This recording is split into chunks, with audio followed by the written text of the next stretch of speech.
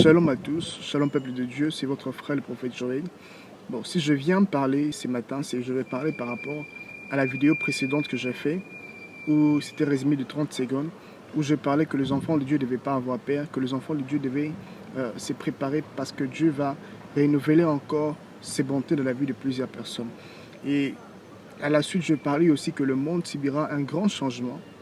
Pourquoi j'ai parlé de grands changements? Alors j'aimerais un peu l'expliquer pendant ces 2 minutes.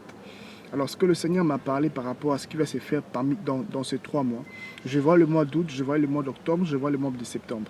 C'est un grand moment, un moment historique qui va rester dans cette année 2020 parce que des événements qui vont se produire encore à la longue seront des événements très dangereux, je peux dire, très remplis de sang, remplis de bains de sang, remplis de sacrifices. Parce que pourquoi?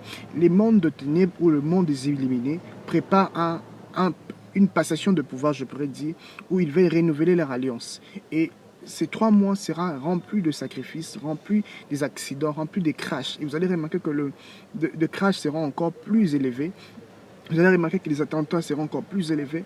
Vous allez remarquer que le mort subit sera encore fait de manière encore plus élevée que le mois passé ou les années qui sont passées.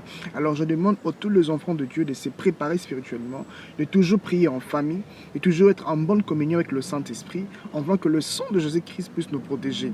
Car ce qui va arriver dans peu de temps sera tellement difficile pour le peuple de Dieu.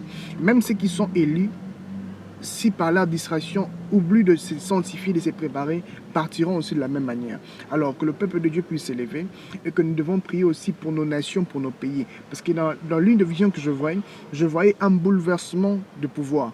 Je voyais dans mon pays, la RDC, je voyais la Côte d'Ivoire, je voyais la Tanzanie, et on m'a aussi parlé des États-Unis, de ces événements qui vont encore se faire encore très méchants sur le bain des sangs entre le noir et le blanc. Et non seulement ça, qu'il y aura encore des attentats qui vont se faire aux États-Unis, qui seront un peu remplis de sacrifices.